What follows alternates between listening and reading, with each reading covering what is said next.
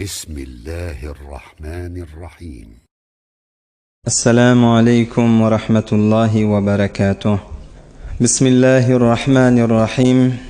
الحمد لله وحده، والصلاة والسلام على من لا نبي بعده، وعلى آله وصحبه أجمعين، وعلى من اتبعهم بإحسان إلى يوم الدين.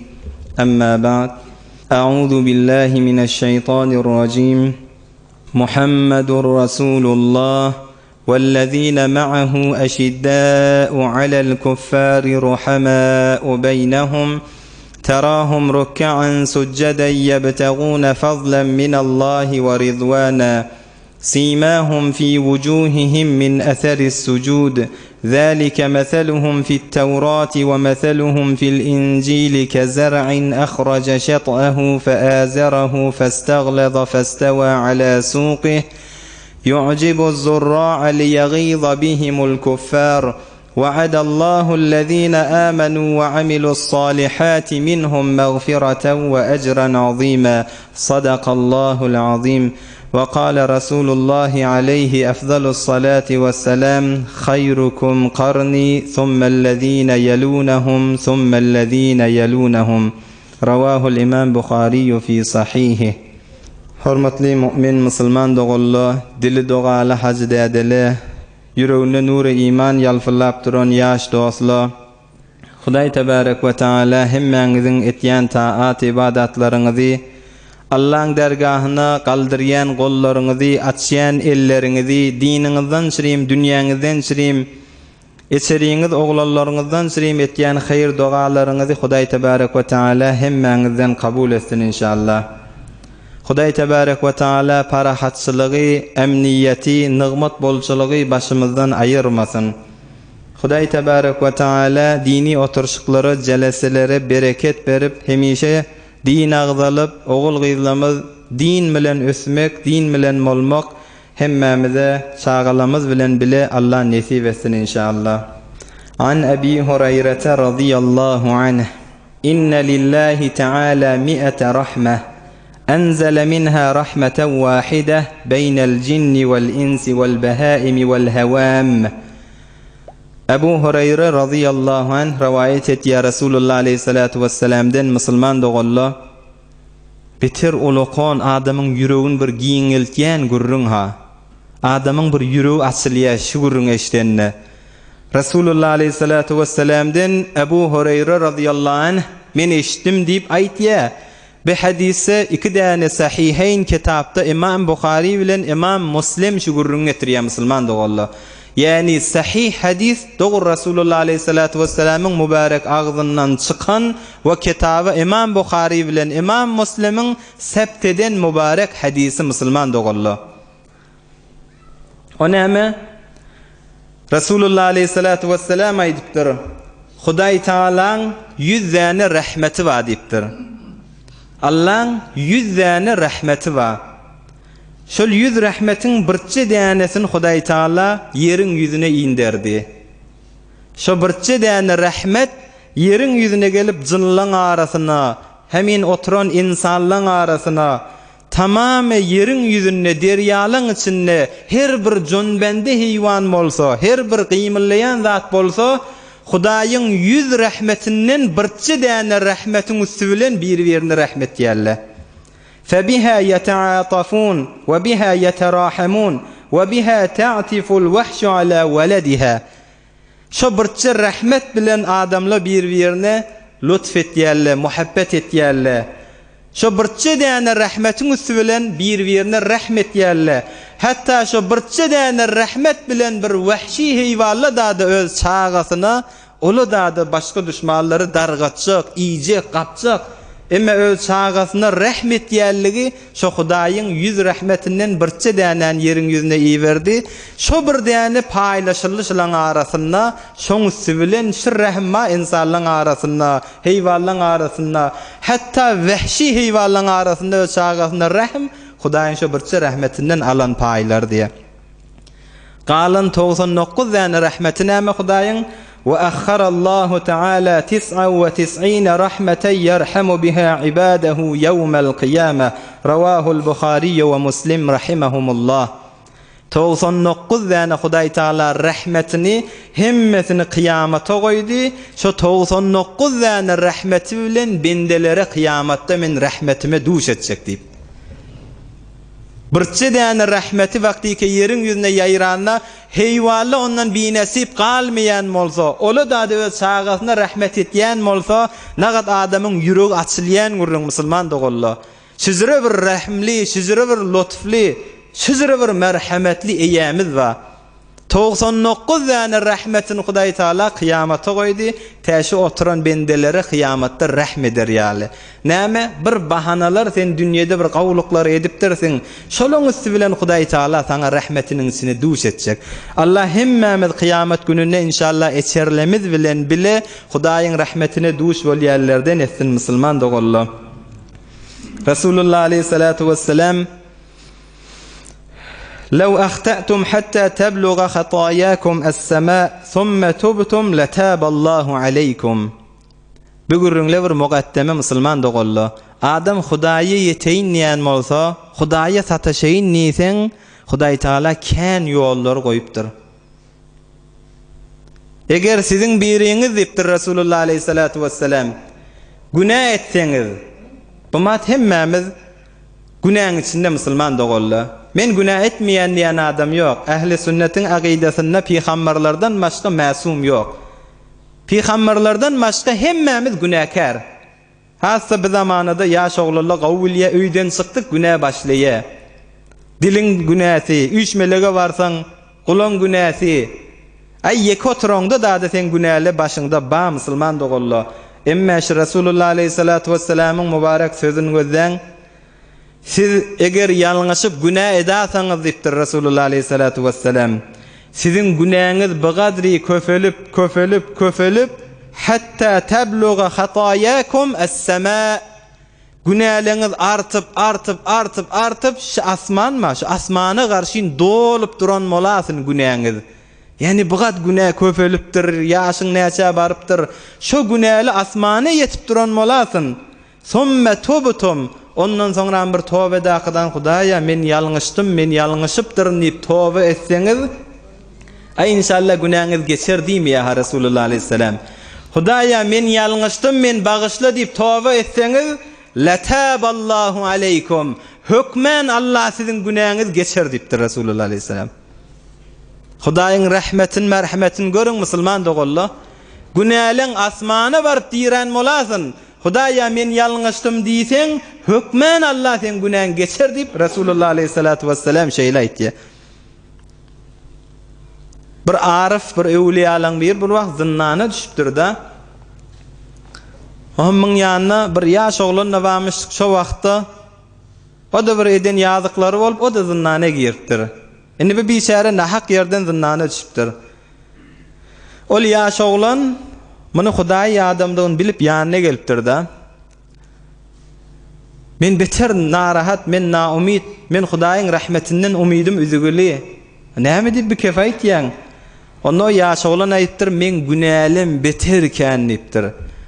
Men günälim Allah bagyşlap ýörmer diýipdir. Men günälim beter hatdan geçigil diýipdir. Ol arif adam, ol Hudaý adam aýdypdyr. Sen günäliň her nagat kän bolsa da, her nagat ulukan bolsa da, Allah'ın rahmetinden kän nädir? Allah'ın rahmetinden ulukan nädir diýipdir. Sen günäliň hemmesi her nagat kän bolsa da, Hudaýyň rahmetiniň beraberine hiç datdyr diýipdir. Bir gaçra, nejaset, eger bir derýa gaçasa, derýany nejes edermi? Yok, sen günäliň hemmesini üýşürsek bir gaçra bolsa, Hudaý Taalaň rahmeti bir derýadyr, bir okyanusdyr. Senki oň içinde hiç dat bolar, Allah günäliň hemmesini bagyşlar diýipdir.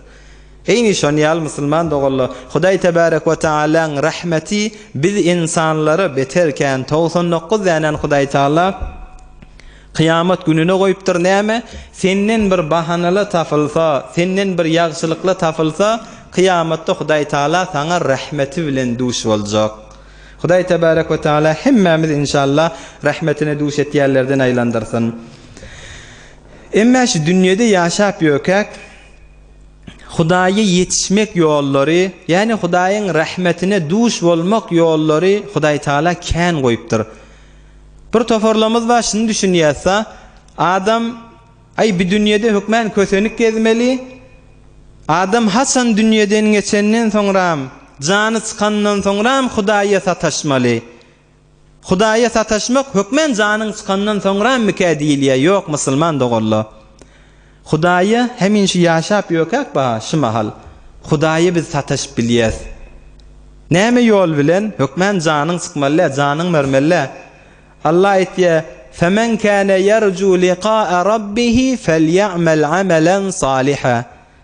Haýsy bir insan, haýsy bir musulman Hudaýa sataşmaklygy islese, falyamal amalan salihan, ameli salih etsinipdir. Sen ameli salih etsen, yani Hudaýa sataşýaň-da. Sen ertiden öýläne çellim kän günäleri etýäň.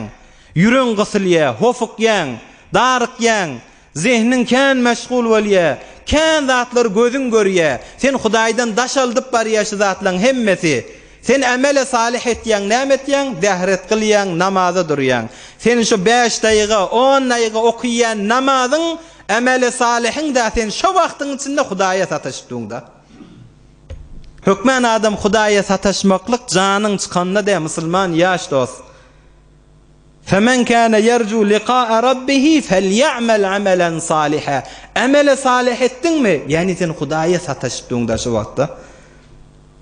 Sen namaz okuyan, namaz bilen sen Hudaýa garşyn bilýärmi, namaz okuyan adamyň ýüzi gözünde nur bar. Şon gören adam bilýär-de, şu namaz okuyan dähretli adamyň ýüzünde nur bar. Her gaýsyňyz men teşhis berýäňiz. Illeti näme, sebebi näme? Hudaýa kän sataşýar. Allahu nurus semawati wal ard. Hudaý taalaň bir ady näme? Nur, musulman dogalla.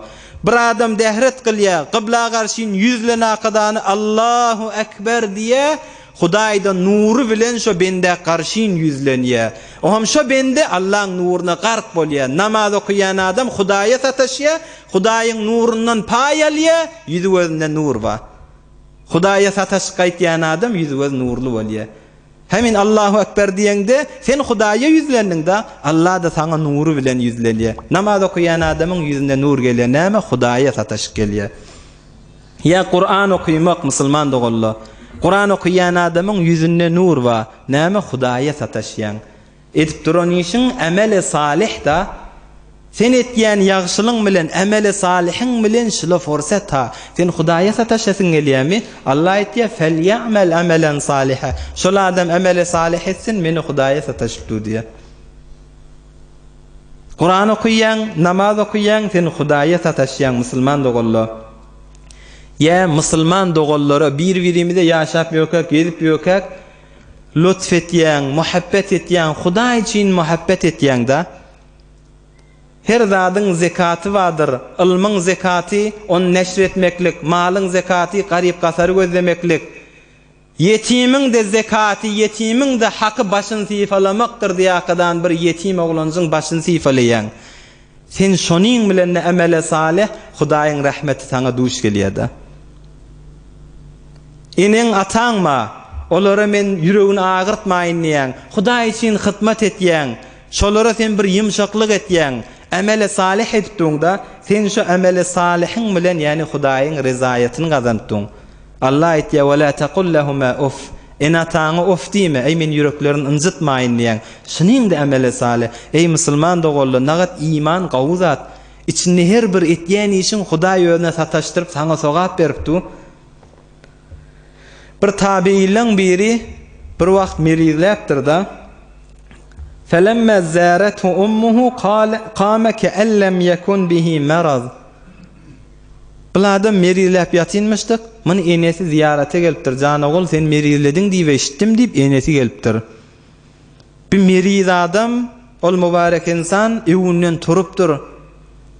Qama ka'allam yakun bihi marad. Aslın meriçlik da yok ýaly bolaqadan enetiniň öňüne durup durýar. Zanene men merize gaýgydyp bermeyne, ýürek giň tutdy ýakadany. Saga adam ýaly bolup meriçlik da başynda yok ýaly bolup durupdyr.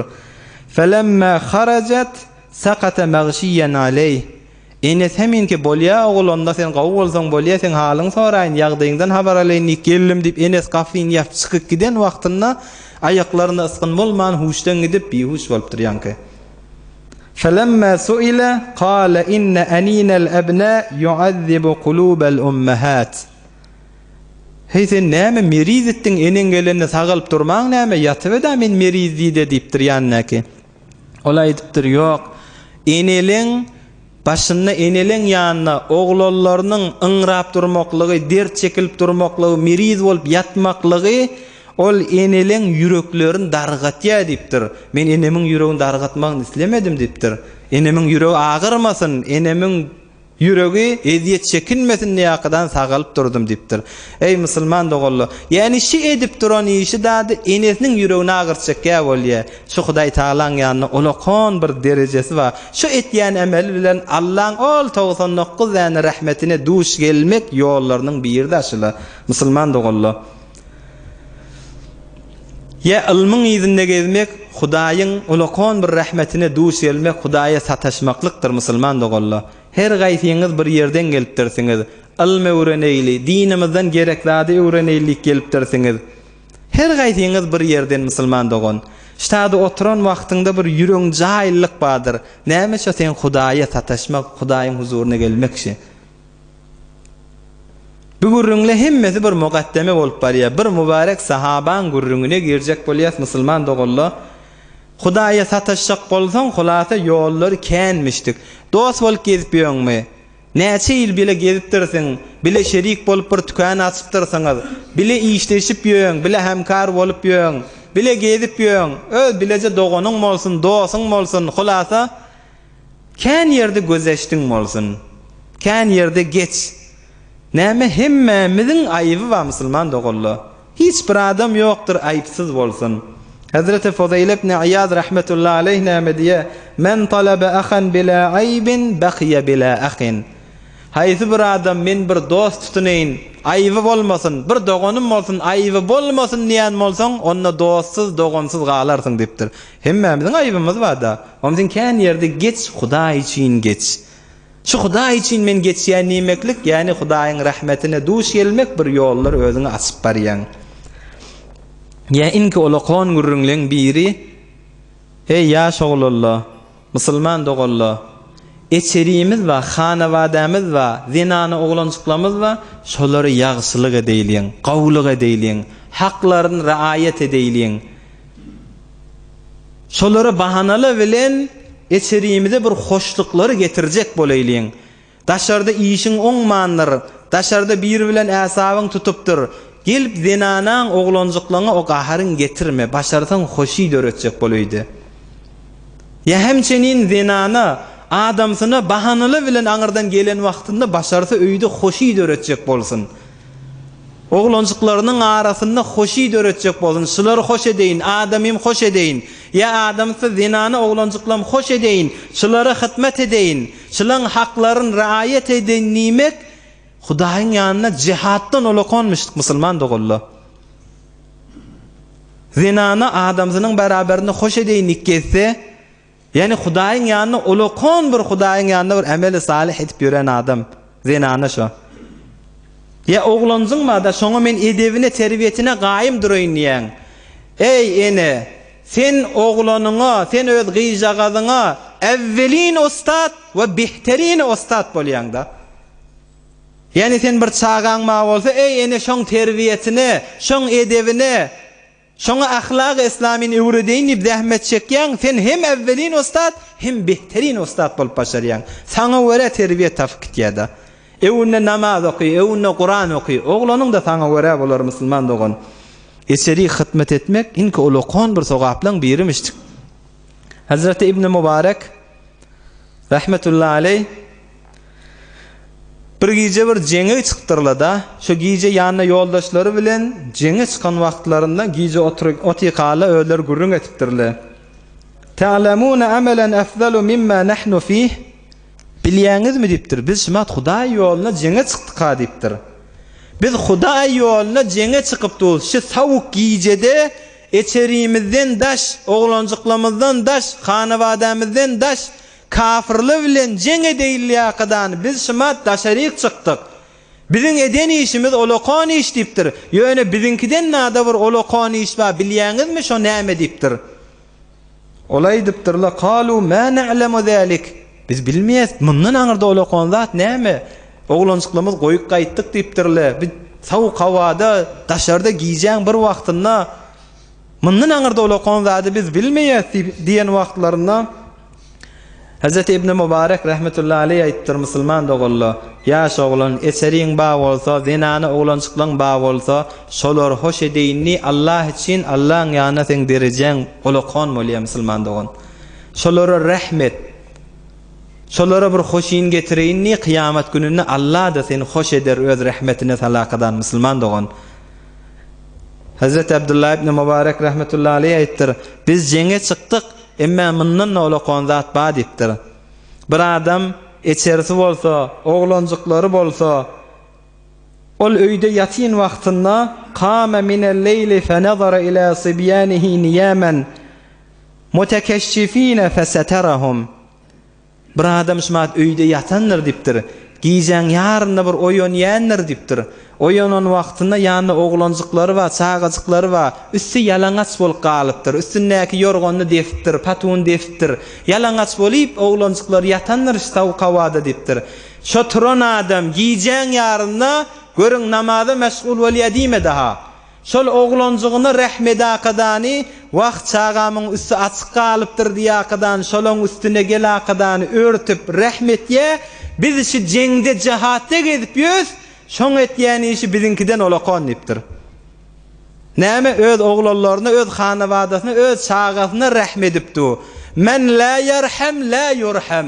Rahmetmeýän adama rahmedilmer. Ol öz çağasyna rahmetdi. Hudaý Taala da kıyamatda şo benden rahmetine salar dipdir. Oň edip duran iş bizinkiden olokon dipdir.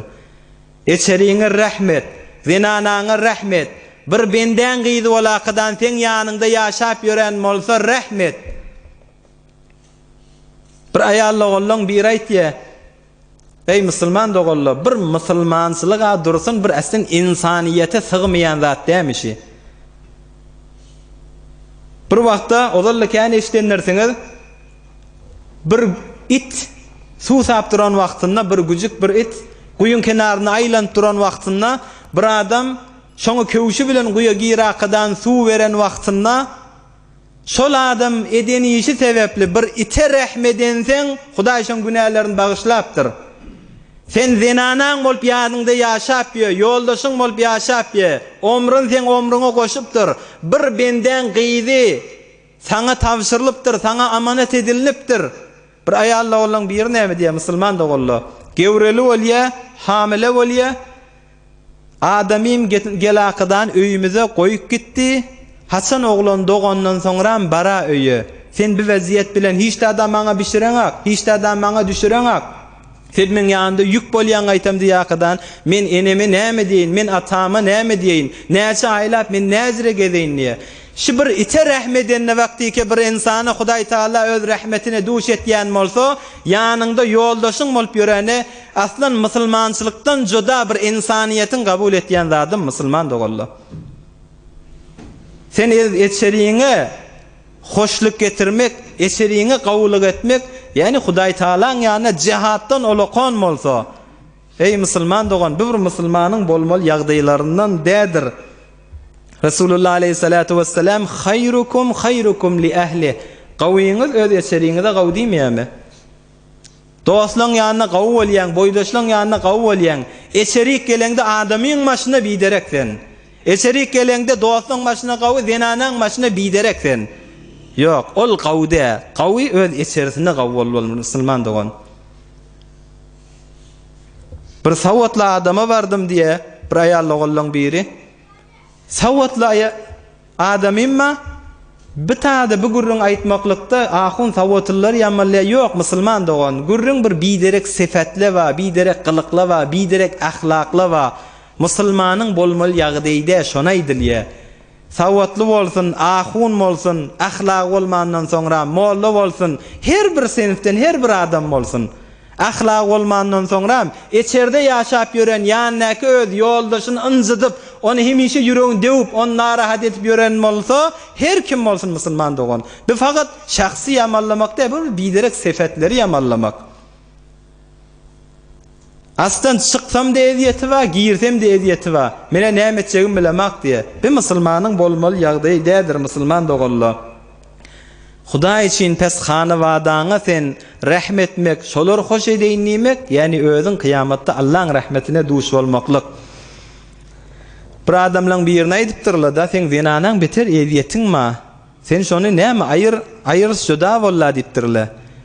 Ay zinanamyň eziyete ba diýipdir. Emma atasynyň bir ýagşylygy bar maňa diýipdir. Şol bir ýagşylyk sebepli men bu zatlary göremek, o atasynyň eden ýagşylygy men gözüme görnýär. Atasy näme ýagşylyk etdi?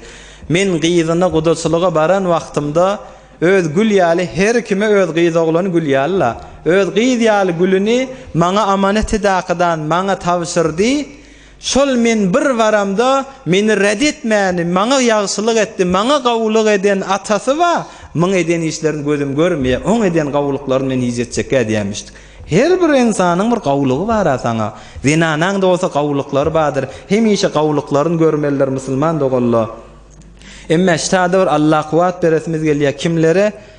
Bir tofor zinanaly we adamsy gawuly da baha musulman dogan. Ýanky aýtýarlarymyz bir arada bolýan zatlar. Belki olaň dogulaklaryny eştilakydany bir musulmançylyk, iman, Hudaýyň söýmeklik, Hudaýyň rahmetine duş bolmak gawzada diýip olary da eser goýsun diýip aýdylýar.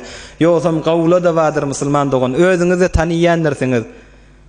Araňyzda öz taniýanlygyňyzda bardyr. Näçe ýyllap adamsy meriz ýatandyr, zinanys baş ucunda perestari etkizip ýörendir. Näçe ýyllap zinanys meriz ýatandyr, dawa dermanyň özü falança bolýar, her aýa adamsy gaşyny çitmäni, zinanasyny gören wagtynda güler ýüzlü bolakydany, şoň ýüzüni soldurjekkä bolup, şoň ýüregini gysdyrjekkä bolakdan şeýtirip ýörtüp ýören gawula da bardyr musulman doganlar. Ýa bir tofer eneli bardyr, Allah sawgat edip çağalaryna bir zat beren bolsa, Hudaý tarapdan bir sawgat, bir derdi gelen bolsa, näçe ýyllap başlaryny perestari edip 20 ýaşapdyr görseň oglallary, 25 ýaşapdyr. Hudaýyň da beren sawgaty we gaşyny çitmäni, toy bolsa görnüp bilenak, ýas bolsa görnüp bilenak, hiç ýerik gidip bilenak, fakat şoň perestariýetini edip duran enele de bardyr, zinanaly da bardyr, adamlardan da bardyr. Hudaý tebarek we taala kıyamatda inşallah ştada oturakydan hemmeňizi äminliň, şozra zähmet çekip Hudaý üçin adamsyna hyzmat etýän, Hudaý üçin zinanasyna hyzmat etýän, Hudaý üçin öz çağasyna baglasyna hyzmat etýänlere Allah kıyamatda inşallah öz merhametine salyp, Allah şolary rahmetine duş etsin. Äminliň cemaatler. Pes Hudaýa ýetişmek ýolla kändir. Öz eçeriňe hyzmat etmekliň bilen, ýani sen amel salihiň bilen Allahyň rahmetine kıyamat gün duş welmäne sebep. Emma şu sahabaň gurrüňine degişli insan fakat bizatla bilen Hudaýa ýetjek bolsaň ýolla kändik musulman doganlar. Hudaý saňa bir mali beren bolsa, mal bilen Hudaýa ýetip bolýanmışdyk. Gurrüň şuňsynda. Bu mübarek sahaba mujahidlerden tanylýar. Yani Hudaý ýoluna jihad etipdir. Muhajirlerden tanylýar. Zulhicreteyn iki gedek Allah ýoluna öz diýaryny, öz owasyny, öz ýurdini terk edip Hudaý üçin çykyp gidipdir. Bir gedek Habeşe, bir gedek Medine. Müň iftiharatlaryndan, müň eden işlerinden tanasaň kän bir jengde Rasulullah aleyhi afdalus salatu vesselam peygamberliň tamamy enbiýaň imamy da Rasulullah aleyhi salatu vesselam. Rasulullah aleyhi salatu vesselam bir jenge çykanlarynda tamamy enbiýalyň imamy bolan Rasulullah aleyhi salamyň öwüne çakadan imam durupdyrdy. Yani müň iftiharatları, müň gurrüňleri kän, emma bilen hemme gurrüňleri taryhyň seferlerinde baglanyp, olardan edafa gurrüň edilmeýe bir zat bilen ma'ruf bolupdyr. O näme? Cihadı bedenini bilen etýänmişdik, cihadı maly bilen edipdir. Bir sahaba her gurrunun gözlesen, ma'rufterin gurrunlar maly bilen Hudaý ýoluna cihad edip tanılan sahaba. Pes mal bilen insan Hudaýy yetip başarýanmışdyk musulman dogully. Mal adama fitnedir. Resulullah aleyhissalatu vesselam ummatıma inki korkyan zadım olaqan fitneleň bir mal diýip aýtýar musulman dogully. Näme diýip olaqan fitne bolýar? Muny öz gözümiz bilen görüp durýar. Mal iki däne dogan bir-birinden aýyrşdyrýar. Ata dünýeden geçenden soňra ersi mirasyň gurrun bolan wagtynda görseň iki dogan ozal näzire muhabbetli arabyl arys mal giripdir, fitne ara düşdi.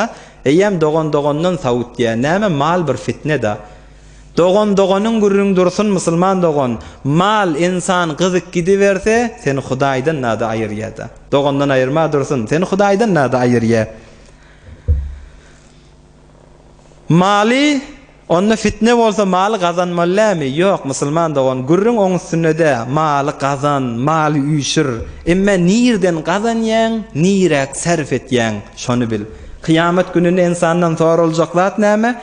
Malyň nirden allyň, nirek serf etdiň, gurrun şoň üstünde. Yani sen malyňy nirden alýatdyň? Aýa dikkat etýätdiňmi? Alýan ýolyň halaldan kesbedip tutdyňmy? Soňramda nirek serf etýätdiň? Şonu gözle musulman dogully. Şon bir zaman geljek diýipdir. Mali yamallamak da musulman dogan. Ol hemmemizin tabiatimizde bazat. Innehu li hubbil hayri la şedid. Allah Kur'an-ı Kerim'de aýtdy, insanyň hayr diýe dünýä, yani mal, dünýä Hudaý Taala hayr diýe. Şo hayry gawurmaklyk beter şedid insanyň. O sene mennede her bir insanyna ba. Emma özümüz bir hesaba salmaly. Sen malyň artyp barýa. Sen Hudaýdan maly bir isledik artsyn. Mal artmaklyk bilen biziň rahatymyz artsyn niýet. Oham sen özüň gözde rahatyň artyp bardygynça gafletiň artýarmy? Ya Hudaýa bendeliň Hudaý bilen irtibatyň 5 wagtdan öňkü jaýynamy? Malyň artdygynça sen rahatyň artyp, gafletiň de artyp Hudaýdan daş düşüp barýarmy? Ya ýok, Hudaýa şükür malyň artdygynça 5 wagtdan Hudaý bilen öňkü bazatdan jaýynda bolsa, ol sen Hudaýa şükret, Allah uzagyndan mersin dip. Pes malyň fitne boljak bolsa nirden alýan, näzire nirek serf etýän. Hudaý ýoluna çykarmaly bolsa gaýgyrma ber. Hudaý ýoluna çykarmaly bolsa, infaq etmeli bolsa gaýgyrma. Ebu Hurayra radıyallahu anh aýtýar musulman dogully. Ya'ti alen nasi zamanun, insanlyň başyna bir zaman geljek diýipdir. İnsan adam hiç äsgerjekke maly nirden alýar, nirek serf etýär. Aýa gelýän maly halallanmy ya haramdanmy? Ola koňurun musulman dogan. Bir zaman geljek insanlara la yubalil mar'u bima akhadhal mal. Amin halalin am min haram. Alýan ýeriň gelýän, sen eline gelýän malyň bir äsker, bir gözde, bir dikkat et. Nirden gelýär? Aýa halaldan gelýärmi, haramdan gelýärmi? Şonu äsgeriljekke zaman geljek diýipdir Resulullah aleyhissalatu vesselam. Bir ýoldaşlaryň biri aýtdy, biri bir derhast edipdir bir haram pul aljak bolakadany. Şoňa begenip du gapdalyndan başga biri ol haram pul aljak bolly, üstüne çekilýän pul aljak bolly. Oňa da oňuşulyp durýar, holata şonu geljek bolýar diýakadan. Öý musulman dogan, musulmançylyk, sen malyň gelýäni nirden gelipdi? Sen näzire kesbedipdiň? Şizre zamanyň içinde sen özüňe gaýymdyr. Sen öz kesbiňe, sen öz alýan zadyňa gaýymdyr musulman dogully. Om Hudaý ýoluna çykarmaly bolsa, Hudaý ýoluna bermeli bolsa, sen şo malyňy dogry ýoldan kesbedip gerek ýerlerinde de serf etseň, sen şo mallan fitne düşmäni Hudaýyň söýýän formasyna gelip ýören bendedirsiň musulman dogan. Pes mal bilen insan Hudaýa yetip bilýänmişdik. Bir wagtda bir tawanaýyň ba bolsa, käde wagt bolýar bir adamlar wada ganimat bolsa 100 wurjakkadir bir adamlara. Ganimat bolsa saňa baryp aýtjakka näme? Özü bir haýasy we bir çekinji we bir wagtda saňa bir gelýär, maňa bir falança mykdar, falança wagtda şelli maňa bir garz gerekdi diýip, ýüzi gyzarylyp, sesi titrep saňa aýdan wagtynda ay men başarmayan diýme, elinden gelse et. Elinden gelse şoňa garzyň ber musulman dogon. Şon sadaka diýip berýäninden muňa berýän garzyň sogaby kändir. Näme diýip o biçäre näçe wagtlap, şaýat näçe gijelep zinanasynyň ýanyna oturup bilen nädir? Oglançyklarynyň ýanyna oturup bilen nädir? Gijeler yatyp bilen nädir? Ey Hudaýa, kime aýtsamke, kime ýüz wursamke, kim meni işim bitirerke, bitermike, bitmermike, näçe wagtlap ýüregi gysylyp, fikri dergir bolup, ahyrda Hudaý Taala saňa bir olokon bir Hudaý Taala fazl edip, nemet edip, şol gyssanyp duran bendesiniň sesini Allah eşitip, yüreğine sen adyny, sen ýadyň şoň yüreğine oklaýandyr. Falan bendeme bar şondan biter diýendir Hudaý Taala. Şo biçäreň yüreğine düşäkadany, ay senden biter diýäkadan aýdan wagtynda şonu na umid etme, kıyamatda Hudaý da seni na umid etmer. Şonna sen sadaka berýäninden şo biçärek sen garz berseň muň sogaby kändir musulman dogon. Näme oň yüreğine Allah düşüripdi senden bitjegini. Meni Hudaýa gelýän şo falan bendeme barsaň meni Hudaý taparsaň şoň ýandan. Ýani şoňsy bilen teň işiň çözüler diýip Allah men berýändir musulman dogonlar. Oham bi beren wagtynda da hiç bir minnet bolmaly. Sen berýän zadyňda hiç bir oňa yüzünden asılmaklık bolmaly. Hudaý için berdiň, tamam bolly musulman dogonlar. Bir Hudayl diýen bir wagt bir adam mamışlyk ýa-da oňa çykarýaly. Bir kıskanca adam bolmaly. Hiç bir mally, mülkli adam bolmaly. Ýöne hiç bir sadaka çykarmak, hiç bir müň barnamasynda ýok. Adamla da men tanypdyr. Bir kıskanca adam, hiç bir iman eline bir açanak diýip adamla bilýär. Bir wagda gelipdir, hulasa maňa sadakan faziletinden kän gürrüňle berilen wagtynda bu adam öýe barakadan gözläp näme sadaka bersem kädi bir qara tawuk bolmaly. Saýlakadan şu qara tavugyny sadaka beripdir-de. Omşu daň atdymy? Eýe mescide gelýän adamlaryň ýanyna näzire şonu aýtsam bilmeýän döwreklerinden aýlanýan bolmaly. Omşu qararak bir zat gören wagtynda şu näme şu diýen bolmaly? Ha, o men sadaka beren qara tawygymy meňde şirek şoňa özüp, eýem göreniň ýanyna şonu aýtýan bolmaly. Soňam ýene başga ýerde bir qara bir zat tozyk gidasa-da şu barýan näme? Ha, men şol sadaka beren qara tawygymy meňde ýa-da şu diýip öz beren işini onuň meniň ýanyna aýdyp ýören näme? Sen Hudaý için infaq edenden soňra Allahyň ýanyna hiç wagtda boş gitmer musulman dogonlar. Pes gürrüň insan mal bilen Hudaýy etip bilýändir. Nirden kesip etýän, nirek sarf etýän. Eseliňe getirýäniňe diqqat et musulman dogonlar. Hazreti Sofallah Rişan bir böleginde nagat awodan aýtdy. Göňül hak feýdige bolsun diýseň çak ki awwal mertebe halkyň qılpak. Şu ýürek Mäden esrar ilahi bolýada, ýürek neçe arasa bolsa, halal ise, halal getse, gözün halalyň üstünde saklasa, ýürek Hudaý Taalaň mädeni bolýar, esrarlara, nurlaň dökülmekligini. Göňül hak feýdige bolsun diýseň çak, şu ýürek ma, gewniň ma Hudaýyň rahmetine açyk bolsun, Hudaýyň rahmeti hemişe men ýüregime ýagyp dursun diýen bolsaň, ki awwal mertebe halkyň qılpak. Evvelin etmelişin şu halkın ma bokurdan şonun gözde anryk haram hiç vakti geçirme. Yeme zerre haram ağaçtan andan bolor çahi necis bir qatry gandan. Hiç vakti haramdan çöreňe bir zerre da goşulan bolsa ime. Näme diýip bir guýduran bolsa, bir qatry gan guýuň defesinden gaçsa, guý necis eder, hafe eder. Bir qatry, birçe lokmada senden etek gitse, sen ýüregiňi o Hudaýyň rahmetiniň dökülmekliginden kör eder, necis eder diýipdir. Hudaý tebarek we taala hemmemizi halal kesb, halal malla, halal rızkla ve halal yere sarf etmeklik Allah hemmemize nesip etsin inşallah.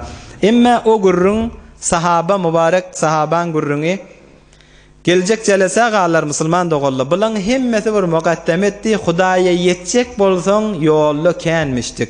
Hudaý Taala sana mali beren bolsa, şu mübarek sahaba ýaly seni Hudaýa yetip başarýan. Bu bir derejäni görüpdir.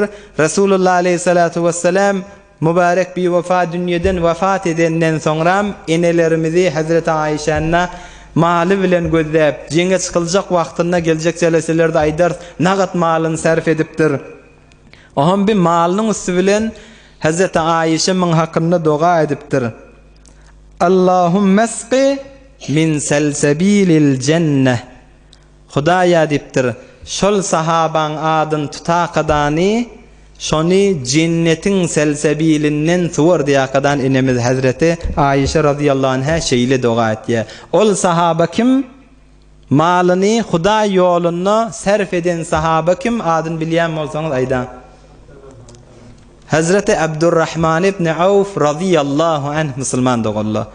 Hazreti Abdurrahman ibn Awf malyny jenge çykyljak wagtynda Rasulullah aleyhissalatu vesselam aýdypdyr. Jenge çykyljak sadakaňyz bolsa Huda ýoluna çykaryň diýen wagtynda 4000 dinary barmyşdyk. 2000 danesini Rasulullah aleyhissalatu vesselam'a deň ýarsyny getirip, deň ýarsyny öz içerisinde goýan wagtynda Rasulullah aleyhissalatu vesselam hakynda doga edipdir. Getireniňe de Allah bereket bersin, öýde goýanyňa da Allah bereket bersin diye. Şo Rasulullah aleyhissalatu vesselam'yň hakynda eden dogasy kabul bolup, Hudaý Taala bigadri meňe bereket beripdir, bigadri bereket beripdir, bigadri bereket beripdir. Hatta soňra Medineň içinde bir wagt gykçyk bolupdyr, bir gygyrşypdyr adamlar. Enemiz Hazreti Aýeşe aýdypdyr. Bu gykçyk nämenki? Onda aýdypdyrlar Abdurrahman ibn Awf'un kerweni geldi. Bir tek öz kerweni gelipdir, 700 diýe bilen 700 diye arkasında tamamı unu, buğdayu, tamamı yüklü volaqadani kervan Abdurrahman ibn Awf'un qidiyaqadani şeyle haber gelen vaqtında Hazreti Aýeşe aýdypdyr. Abdurrahman ibn Awf mundan nadekan berilmeli. Rasulullah aleyhissalatu vesselam on hakkında aydan gurrunları var dipdir. Rasulullah aleyhissalam aýtdy, men eşitdim Abdurrahman ibn Awf, Rasulullah aleyhissalam şikefa aýtdy diye enemiz Hazreti Aýeşe. Abdurrahman ibn Awf cennete emeklep, süýrenip emeklep cennete garşyn barýa diýip Rasulullah aleyhissalatu vesselam Abdurrahman ibn Awf'un hakkında şikefa aýtdy. Näme? Huda ýoluna malyny hiç gysganmady. Jenge çykyljak bolanyny gysganmady. Cennete garşyn şeýtirip barýany Rasulullah aleyhissalam gördüm diýip aýtdy enemiz Hazreti Aýeşe. Men eşden adam ýörtüp barıpdyr Abdurrahman ibn Awf'o 700 ýany diýesi Medine kelip tuda. Ey Abdurrahman ibn Awf, sana buğuşluk enemiz Hazreti Aýeşe sana şikefa etdi. Rasulullah aleyhissalam'dan eşitipdir. Men eşitdim Abdurrahman ibn Awf cennete emeklep barýa diýip Rasulullah sen hakkında şikefa edipdir diýen wagtynda Hazreti Abdurrahman ibn Awf ýörtüp enemiz Hazreti Aýeşeň ýanyna gelýär. Ey enem, ey Aýeşe, sen şunu Rasulullah'dan eşitdiňmi? Hazreti Aýeşe aýtdyr, "Hawa Rasulullah aleyhissalam sen hakkında şikefa aýtdy. Sen Hudaý ýoluna bermäni, Hudaý ýoluna çykarmany, sen hiç gaýgyrmansaň Rasulullah aleyhissalam sen hakkında şunu aýtdy diýende, men onu emeklek gitmernipdir. Dimdik galaqadany iki ayaklam bilen inni ýörtük gidernipdir. Öňkü berýälim dahi işdir. 700 ýane gelen diýe üstündäki ýükleri bilen tamamy Medineň garyp gasarlaryna sadaka bolsun dipdir da. 700 ýane kerwen Medineň ähliler begen tuğmuşdyka näme bir bolçuluk boljak diýip bir başga ýerden şizre kerwen üstündäki ýükle bilen bir naz nygmatla bolçulukla biziň üstümize geldi diýende Abdurrahman ibn Awf radıyallahu anh indi men emeklek gitmernipdir, ýörtük gidernipdir, öňküden newetermen artdyrýanyp 700 ýane diýe üstündäki ýükleri bilen bile Medineň garyp gasarlaryna sadaka diýen bir mübarek sahaba. İnşallah gelecek celesede Hazreti Abdurrahman ibn Awf radıyallahu anh'ın mübarek gurrunini, dünya gelenini, näzire musulman bolýa, kimin üstü bilen musulman bolýa, näçe ýaşyny dünýeden geçýä we bi Rasulullah aleyhissalatu vesselam'yň ýanyna çekilen gynçylyklar hemişe sahabalar ve Hazreti Abdurrahman ibn Awf'un da çeken gynçylyklary bilen gelecek hafta hyzmatyňyza ýetişdirer inşallah. Bir mowzuň jembendi etsek, Hudaýa ýetjek bolsak, Hudaýyň rahmeti kıyamatda 99 ýanysyny Allah goýupdyr musulmanda golla. Hudaýa ýetmäň ýollary kändir. Hemin namaz okuýman, Qur'an okuýman, amele salihle eşeriňe hyzmat etmek ki olokon zat bolly, insan maly bilen ýetip bilýänmişdik. Hazreti Abdurrahman ibn Awf radıyallahu anh ýaly. Hudaý tebarek we taala Hazreti Abdurrahman ibn Awf'dan razy bolsun. Hudaý tebarek we taala hemmemizden razy bolsun inşallah musulmanda golla. برای مشاهده ویدیوهای بیشتر به کانال یوتیوب سخنرانی های علمای ترکمن سر بزنید، مشترک بشید و منتشر کنید، اجر ببرید.